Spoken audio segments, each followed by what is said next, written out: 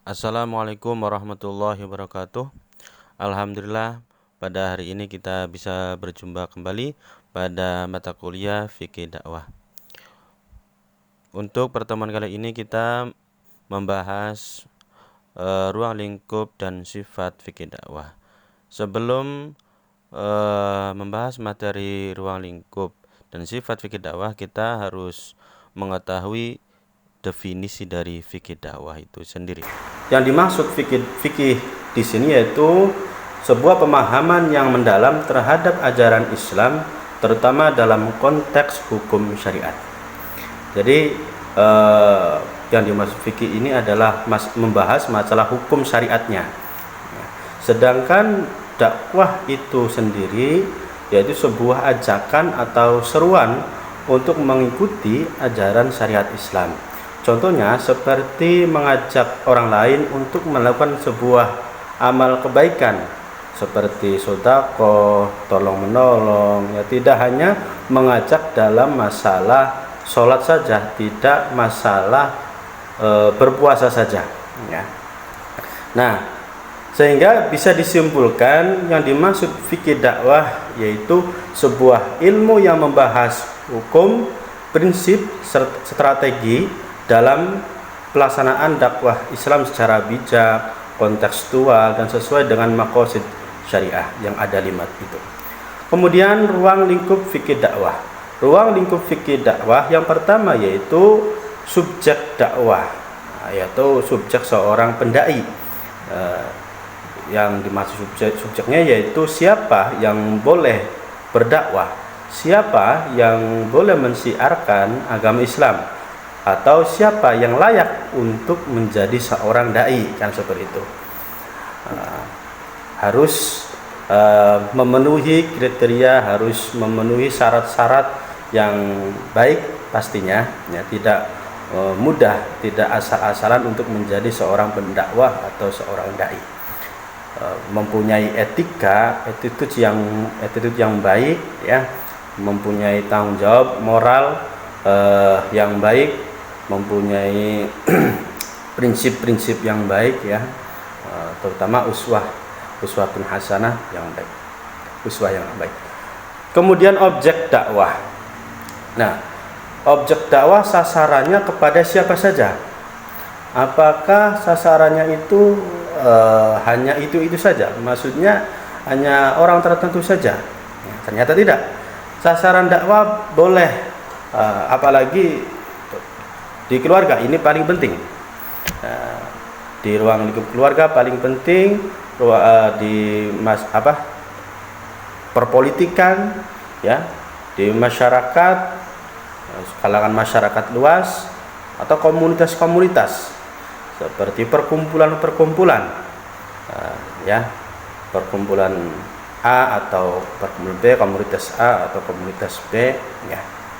Terus dari segmentasi mad'unya juga tidak terbatas, tidak tertentu, bisa sesama muslim itu sendiri, ya, sesama muslim, bisa non muslim, ya, bisa ke remaja, bisa ke para intelektual, ya, atau yang lainnya.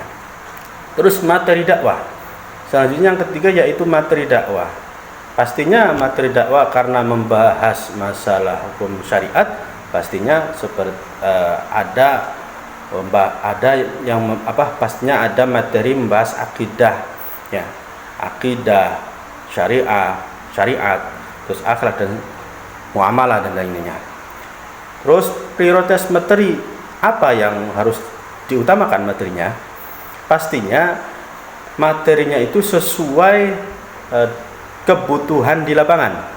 Tidak mungkin kita memberikan materi yang belum dibutuhkan oleh orang lain atau di tempat yang mau diberikan pencerahan, yang mau diberikan sebuah ajakan, kan seperti itu. Contohnya kalau orang tersebut belum memahami tata cara ibadah yang baik, contohnya sholat atau berpuasa, maka itu aja dulu untuk memberikan materinya, ya. Terus kita harus menghindari materi yang sifatnya memecah belah umat. Tidak boleh adanya provokasi, ya. Tidak boleh adanya hujat menghujat dan sebagainya, tidak boleh. Terus yang selanjutnya dari ruang lingkup fikih dakwah, yaitu metode dakwah apa saja yang bisa dilakukan oleh seorang pendai atau seorang pendakwah, ya. Bisa dengan mauidhah, ya, nasihat, ya, nasihat-nasihat yang baik, nasihat-nasihat yang memberikan sebuah semangat untuk beribadah, ya. Terus dengan hikmah juga bisa, ya, dan bisa dengan mujadalah, ya, berdialog. Nah, metode dakwah juga bisa dengan menggunakan media lain, apalagi zaman sekarang sudah canggih, ada media sosial seperti Facebook, Instagram, YouTube dan sebagainya, boleh digunakan. Terus pendekatannya, ya, pendekatan bisa kultural, struktural, persuasif dan partisipasif, ya. Kemudian yang selanjutnya tujuan dakwah. Pastinya tujuan dakwah ini bertujuan untuk mewujudkan masyarakat yang beriman, masyarakat yang taat beragama, ya, berakhlakul karimah dan sebagainya. Terus lingkungan dakwah yang keenam, yaitu lingkungan dakwah. Lingkungan dakwah ini tadi sudah disinggung sedikit, yaitu di lingkungan keluarga, pendidikan, ya, pemerintahan, politik, ya, dan seterusnya. Kemudian dakwah lintas agama dan budaya juga bisa dilakukan, ya, untuk berdakwah. Dan dakwah juga bisa di lingkungan yang terkena konflik, ya, terkena konflik, masyarakat yang multikultural. Nah, ini masyarakat yang multikultural ini juga penting untuk seorang pendai, seorang pendakwah untuk masuk pada ruang tersebut, ya, supaya bisa terjaga dengan baik. Selanjutnya yaitu sifat-sifat fikih dakwah. Nah, yang pertama yaitu dinamis dan kontekstual. Fikih dakwah ini menyesuaikan dengan kondisi sosial budaya, nah, dan perkembangan zaman. Tidak monoton saja, ya. Kemudian yang humanis, mengedepankan nilai-nilai kemanusiaan, kasih sayang dan perdamaian. Tidak mengedepankan ego yang tinggi, tidak mengedepankan kepentingan pribadi, ya, harus mementingkan kepentingan banyak orang, ya. Terus tidak memaksakan kehendak, tapi membangun kesadaran. Kita tidak boleh mengajak orang lain untuk harus melakukan hal seperti ini atau seperti itu, ya, tidak boleh. Contoh, orang yang belum mau beribadah atau belum mau sholat, kita jangan dulu untuk langsung memaksakan untuk beribadah sholat maupun beribadah yang lainnya, ya. Karena bagaimanapun orang tersebut belum mempunyai kesadaran yang penuh. Kadang ada rasa malas dan sebagainya. Nah, kita ini harus membangun sebuah kesadaran orang tersebut untuk mau, untuk bisa beribadah dan sebagainya, ya. Terus yang ketiga strategis dan terencana, ya. Berdakwah itu harus mempunyai strategi, tidak asal-asalan, tidak asal-asal mengajak, tidak bisa.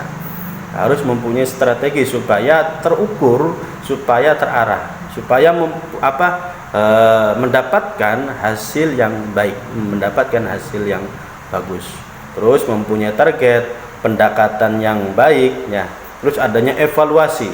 Nah, evaluasi mungkin adanya sebuah kekurangan dalam berdakwah. Terus yang selanjutnya yang keempat yaitu universal. Misi dakwah bersifat global dan menyentuh semua aspek kehidupan, ya, tidak menyentuh pada ruang lingkup tertentu, tidak, maksudnya seluruh, ya. Terus relevan di berbagai ruang dan waktu. Yang selanjutnya yang kelima ya kolaboratif. Kita bisa berdakwah, bisa mengajak instansi tertentu atau instansi yang bisa diajak berdakwah, ya. Contohnya seperti lembaga negara, ormas, atau masyarakat bawah, kan itu. Masyarakat yang mau diajak bekerja sama. Instansi negara, contoh polisi, kan. Kita tidak mempunyai kekuatan penuh untuk berdakwah mencegah sebuah kemungkaran, ya. Kita tidak bisa mencegah kemungkaran yang sifatnya seperti mabuk, ya, minuman keras. Kita tidak bisa bekerja sendirian. Maka kita harus merangkul, kita harus bisa mengajak instansi negara seperti polisi, ya. Yang keenam selanjutnya berbasis maqasid syariah, ya, hifdzuddin, menjaga hifdzul agama, hifdzul nafas, hifdzul aql, hifdzul mal, hifdzul nasl, kan seperti itu, ya. Nah, dari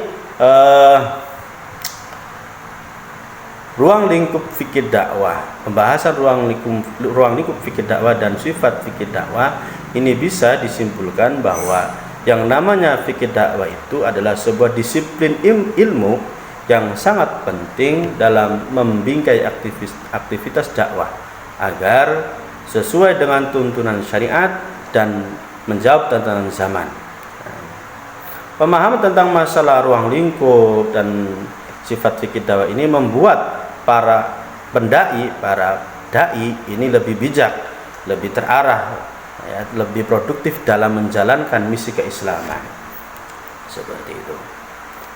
Baik, terima kasih. Wassalamualaikum warahmatullahi wabarakatuh.